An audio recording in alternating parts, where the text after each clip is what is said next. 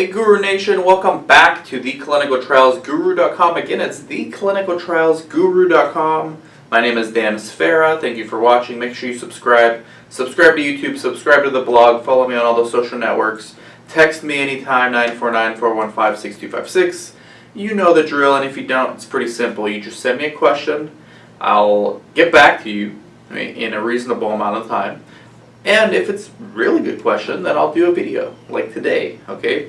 So today for those of you who don't know, I do consulting, so I help research sites, brand new research sites, small research sites, medium-sized research sites, and even some big research sites, like some SMOs, get more studies, right? So a lot of times, the newer sites, they don't know how to get studies, they don't know how to negotiate budgets. The more experienced sites, they do, but they don't have time, so we do it for them.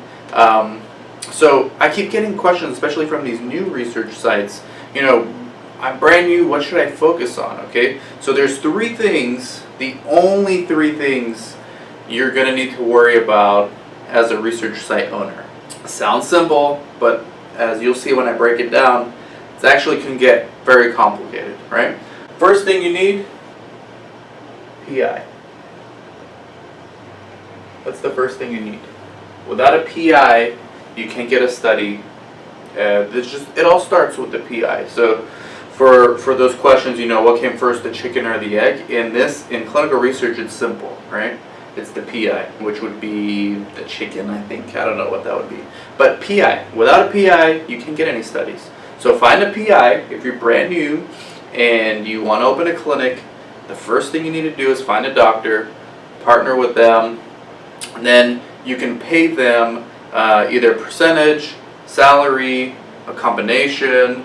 You can give them equity in your company. I'm going to break it all down soon in this video. The second thing you need after you get a PI, study. And hopefully plural. So studies. Okay. So on average, every study, and again, this is just a grossly oversimplified ballpark figure.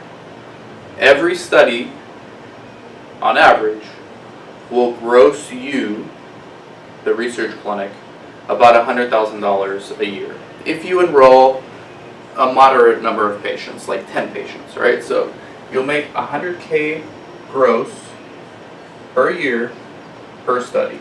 Okay? $100K a year per study. There's expenses that we're going to break down also in a little bit. But let's focus on the third thing you're going to need, okay?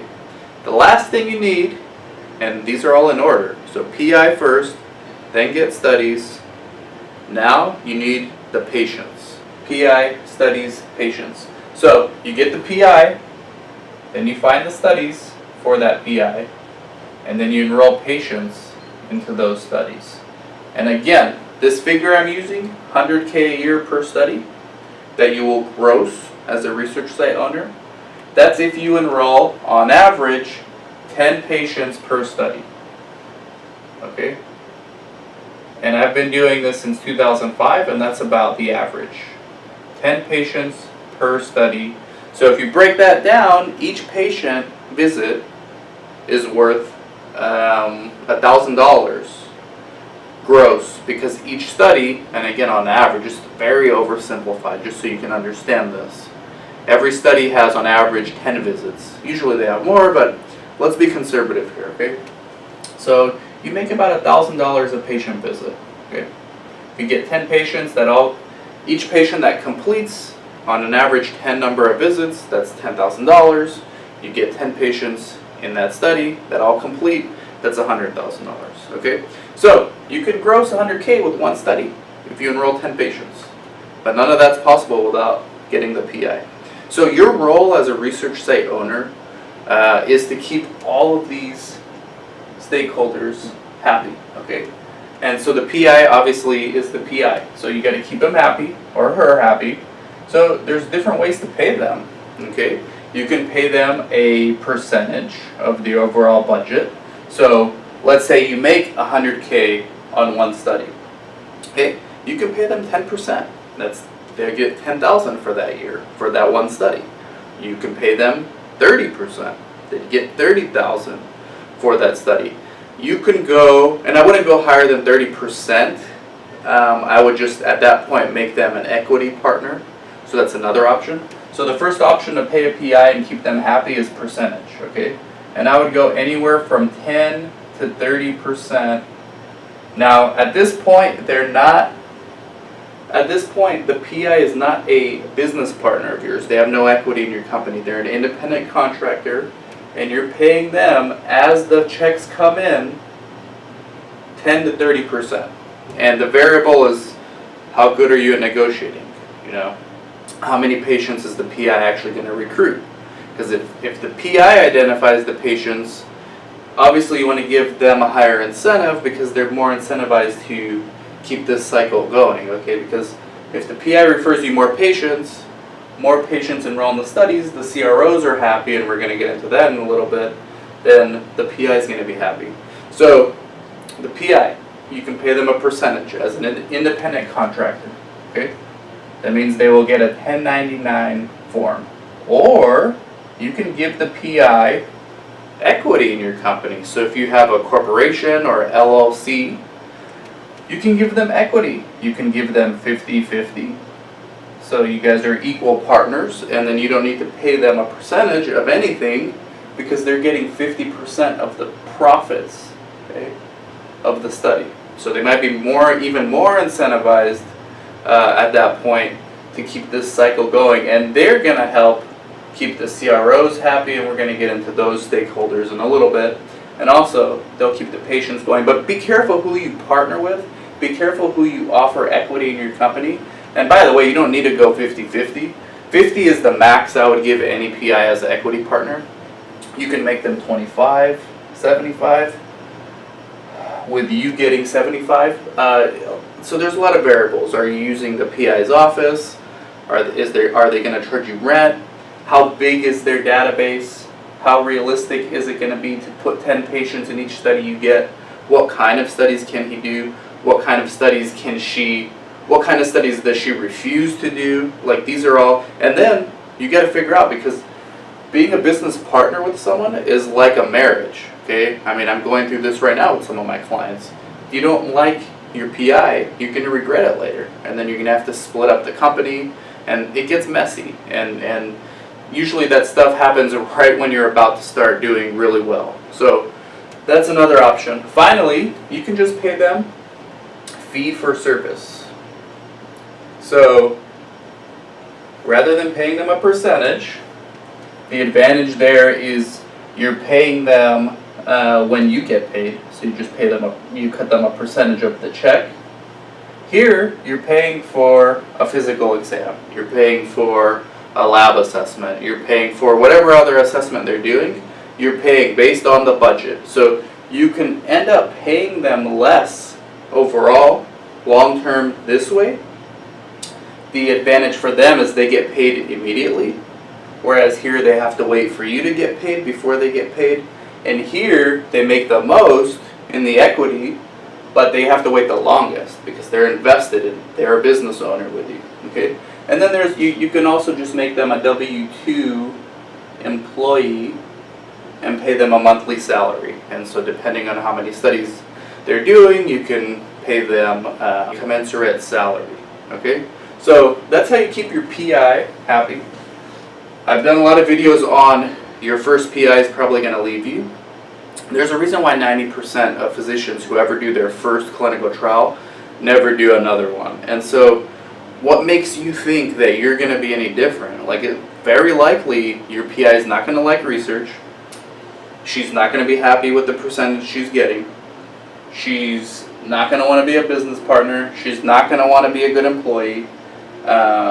He's not going to want fee for service. Like, there's always a problem, all right? If the business is going bad, they obviously don't like it because they're not making money. If the business is going good, they don't like it because they think they can do it on their own. So, and again, I've seen this happen so many times. So always, always look for more PIs, all right?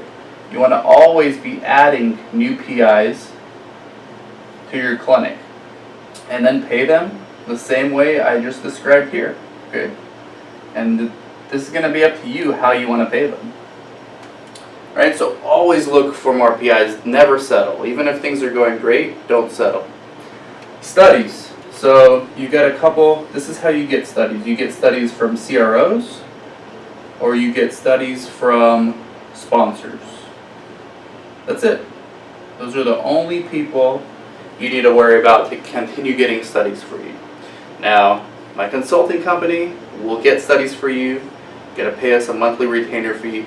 We have good relationships with sponsors and CROs, so they're always coming to us, approaching us for recommending sites. And this is what we do. We build a business out of this.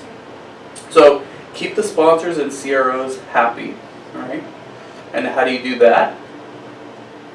Patience, number 3.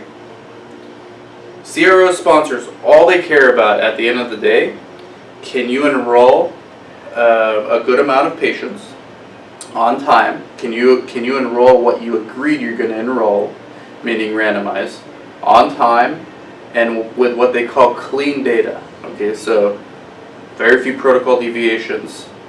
Try to keep 0 GCP violations. Answer your queries in a timely manner, usually 72 hours. That's clean data. Okay, can they consistently rely upon you for enrolling patients and having clean data? All right. If you can do that, that's all you got to do. They're going to keep feeding you studies. Okay, they're going to keep feeding you the studies.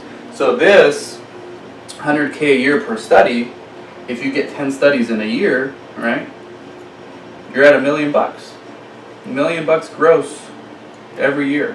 You probably can't do that in your first year, but you can definitely do it by your second year. Okay, I would say for a brand new clinic, your goal your first year should be 4 studies.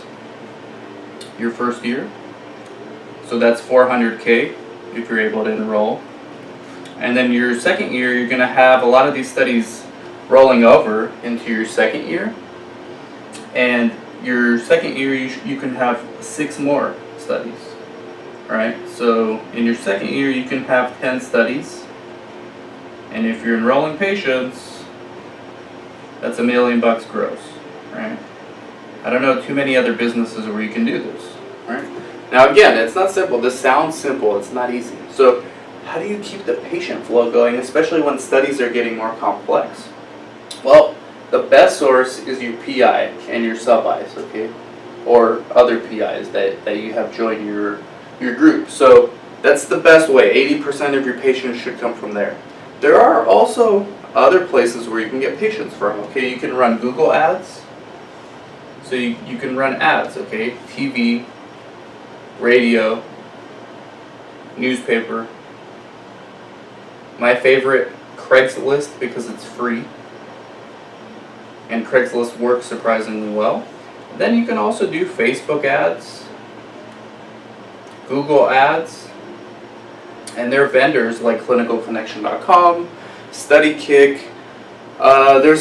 You can find a bunch of like little private patient recruiters, independent patient recruiters that work in your communities. So you'll get to know these people. They'll probably find you, and you can count on them for the extra 20% of the patients you'll need. So for every study, you should be getting about 8 from your own PI, 8 patients from your own PI's database or sub-I. Preferably you're getting all 10 patients from your PI, but you can get the other 2 from ads, okay, for every study. And again, I'm oversimplifying it to keep the numbers simple for us to understand these concepts. So that's it, right? This messy board basically breaks down what you need to know as a research site owner. And yes, there's lots of other stuff. There's SOPs, there's training, there's coordinators, but that all falls into this cycle, okay? Because in order to keep the sponsors happy, you need SOPs, you need good coordinators to produce clean data, to help with the patient recruitment process. It's just a cycle that keeps going, and this will keep snowballing, okay? And here's the bonus, okay?